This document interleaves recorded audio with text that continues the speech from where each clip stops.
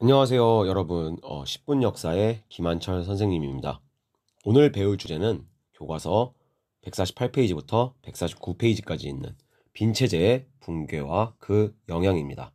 유럽을 1789년 이전에 왕이 다스리던 그 과거로 돌려놓고자 했던 체제인 빈체제는 프랑스 7월 2월 혁명 이후에 프랑스에 다시 왕이 쫓겨나면서 그들의 목적을 유지할 수 있는 힘이 없음이 전 유럽에 드러나게 되었습니다.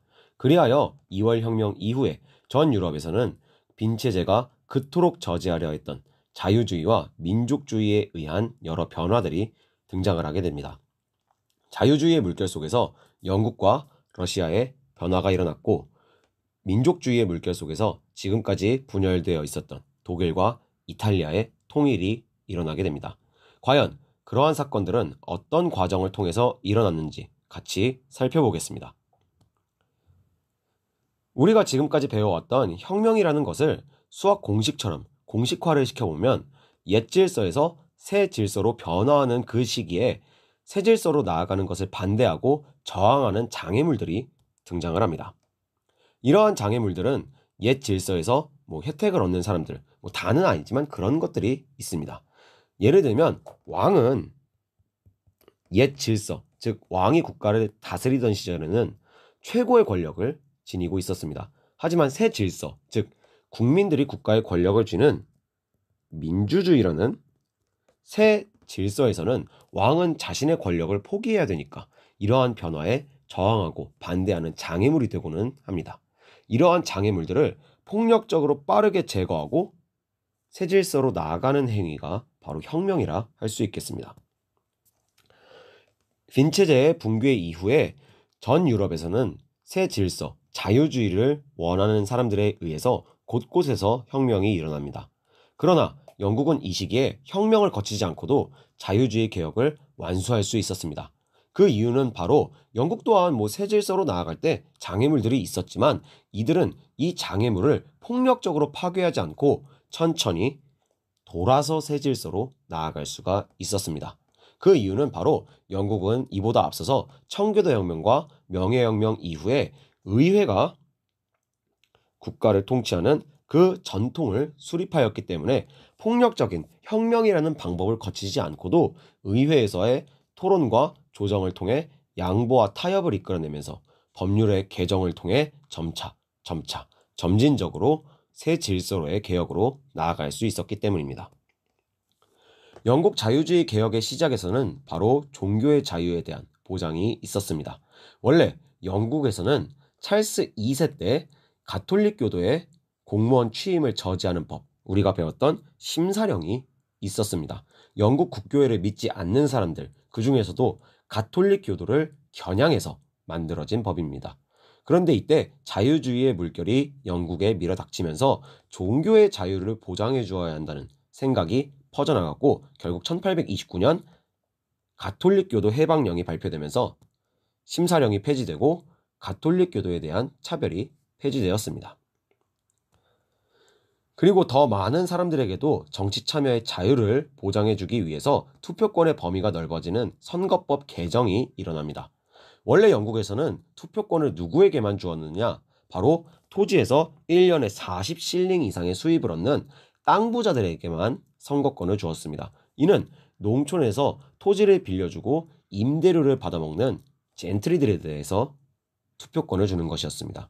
그런데 이는 가난한 사람들과 토지로 돈을 벌진 않지만 돈은 좀 많았던 도시의 상인들, 상공업자 계층에게는 투표권이 돌아가지 않는 단점이 있었습니다. 이에 대해 1832년 제1차 선거법 개정이 일어나서 연 10파운드 이상의 주택세 납부자, 즉 비싼 집에 사는 사람들을 모두 투표권을 주게 됩니다. 이는 돈은 많았지만 투표권이 없던 상공업자 계층에게도 비싼 집만 가지면 투표권을 주게 되면서 도시의 상공업자 계층들까지 선거권이 확대되게 됩니다.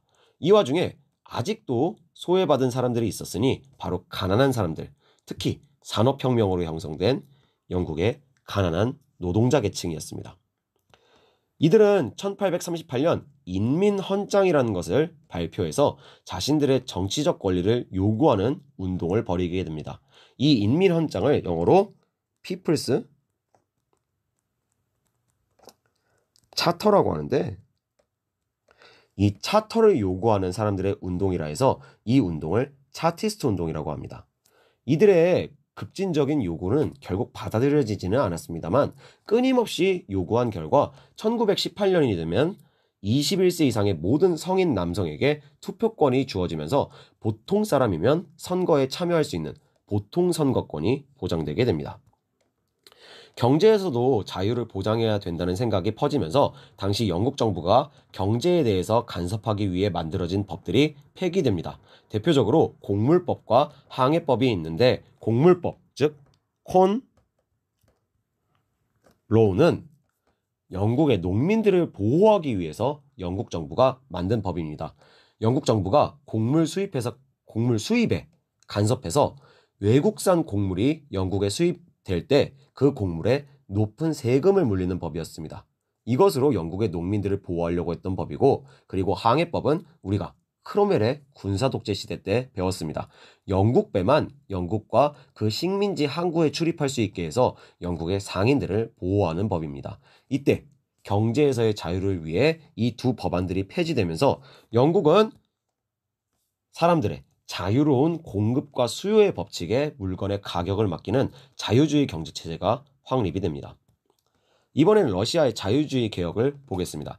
나폴레옹의 러시아 원정은 그의 몰락을 불러오게 된 대참사로 끝나게 됩니다. 다만 이 원정으로 인해서 이 전쟁에 참여했던 러시아의 젊은 청년 장교들에게 프랑스의 자유 정신이 확산되면서 이들이 러시아의 자유를 꿈꾸게 됩니다.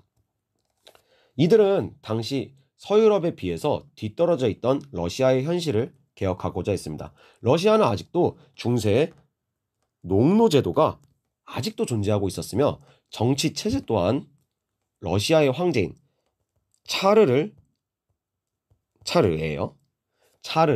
중심으로 한 전제 정치 지배 체제였습니다.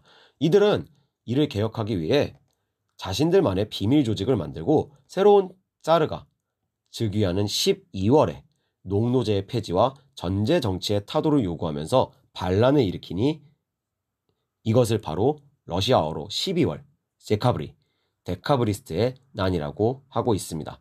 하지만 이는 실행 직전에 새로운 짜르에게 계획이 입수되어 있었기 때문에 간단히 쉽게 진압되게 되면서 실패로 돌아가게 됩니다. 그리고 이 새로운 차르가 즉위를 하니 그가 바로 니콜라이 1세가 되겠습니다. 니콜라이 1세는 오히려 전제 정치를 더 강화하였고 겨울에 얼지 않는 따뜻한 항구를 확보하기 위해서 남쪽으로 영토를 넓혀 나가는 남하 정책을 추진하게 됩니다.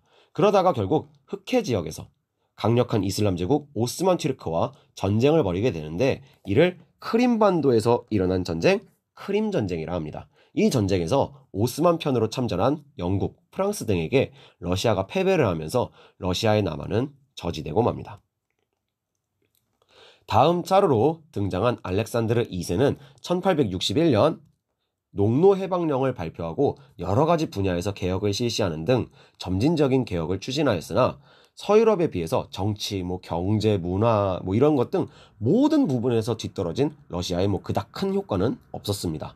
이러한 러시아의 현실에 절망한 러시아 지식인들은 나로드, 러시아어로 인민 속으로, 사람들 속으로라 불리는 운동을 전개해서 사람들 속으로 직접 가서 러시아의 농민들에게 자유주의와 지식을 가르쳐주면서 농민들을 계몽하려고 힘썼지만 별다른 효과는 없었습니다. 결국 러시아의 개혁을 가져오려면 옛 질서의 대표자 짜르부터 빠르게 없애버리는 혁명을 해야 된다는 생각을 가진 급진주의자들인 인민의 의지 당원에 의해서 알렉산드르 2세는 마차를 타고 가다 폭탄 테러로 암살되었고, 이후 러시아는 오히려 전제 정치가 강화되고 자유주의 운동이 탄압받게 됩니다. 결국 러시아는 자유주의 개혁을 완성하지 못한 채 근대를 맞이하게 됩니다.